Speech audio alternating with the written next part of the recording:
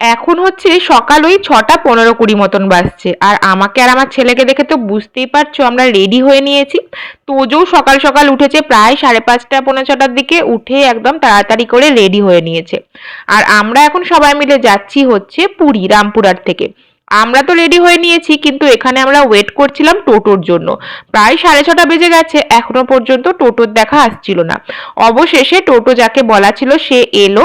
আর আমরা যাচ্ছি এখন রামপুরহাট থেকে হাওড়া পর্যন্ত ইন্টারসিটি এক্সপ্রেসে, যেটা হচ্ছে এখান থেকে ছাড়বে, রামপুরহাট থেকে ছাড়বে 7টার সময়। আমরা রাইট টাইমেই পৌঁছে গিয়েছিলাম স্টেশনে, আমাদের বাড়ির থেকে স্টেশন বেশি দূর নয়। আর সকালবেলা থাকার জন্য আরোই তাড়াতাড়ি পৌঁছে গিয়েছি। আর যেহেতু লাগেজ বেশি আছে, কুলি করতে হয়েছিল, সেই জন্যই একটু তাড়াতাড়ি পৌঁছানোর চেষ্টা করছিলাম।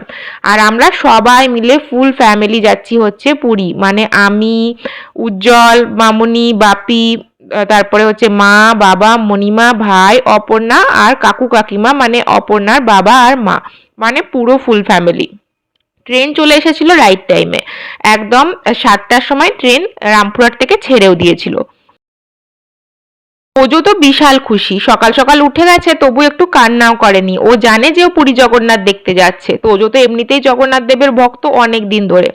আর তার মধ্যে মামার বাড়ি সবাই যাচ্ছে, মামা দাদু সবাইকে দেখতে পাচ্ছে, ওর তো আলাদাই খুশি।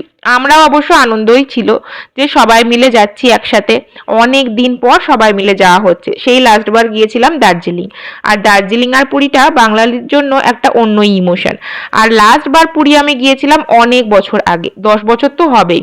তখন কলেজে পড়তাম, সেই সময় লাস্ট বার পুরী গিয়েছিলাম, তবে রাত্রের ট্রেনে গিয়েছিলাম। এইবার যাচ্ছি পুরো জার্নিটাই দিনের বেলাতে। আসে যায়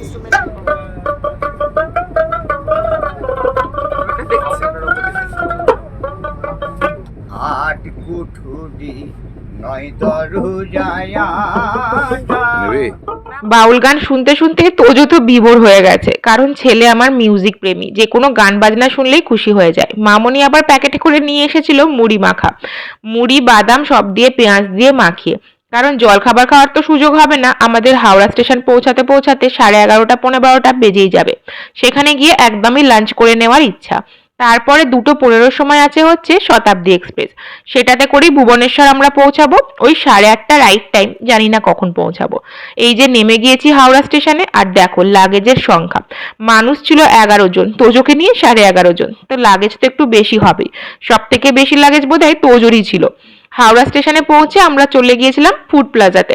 সেইখানে ভাবলাম ভাত খেয়ে নেব, ভাত আর ডিমের ঝোলের যে থালিটা হয় সেটাই নিয়েছিলাম। তোজোর জন্য খাবার বানিয়ে মণিমায় নিয়ে গিয়েছিল খিচুড়ি আর ডিম সেদ্ধ, সেটাই তোজোকে খাইয়ে দিয়ে তারপর অনেকটা রাস্তা হেঁটে আমরা পৌঁছে গিয়েছিলাম 21 নম্বর প্ল্যাটফর্মে, কারণ সেখান থেকেই দূরপাল্লার ট্রেনগুলো ছাড়ে। অনেকটাই বেশ হাঁটতে হয়েছিল, অনেক দিন পর এই প্ল্যাটফর্মে এলাম। কারণ দূরপাল্লা ট্রেন জার্নি অনেক বছর আগে, প্রায় 16 সালে একবার ব্যাঙ্গালোর গিয়েছিলাম নতুন বিয়ের পরে, তখনই করেছিলাম, তারপরে আর করা হয়নি। আর দার্জিলিং যখন গিয়েছিলাম তখন আমরা রামপুরহাট থেকেই ডাইরেক্ট এনজিপিতে গিয়ে নেমেছিলাম। পুরীতে যেহেতু রাত্রি জার্নি করতে হবে, আর তোজো এখনো রাত্রি জার্নির জন্য কমফোর্টেবল নয়, সেই জন্যই আমরা এই দিনের জার্নিটাই বেছেছিলাম।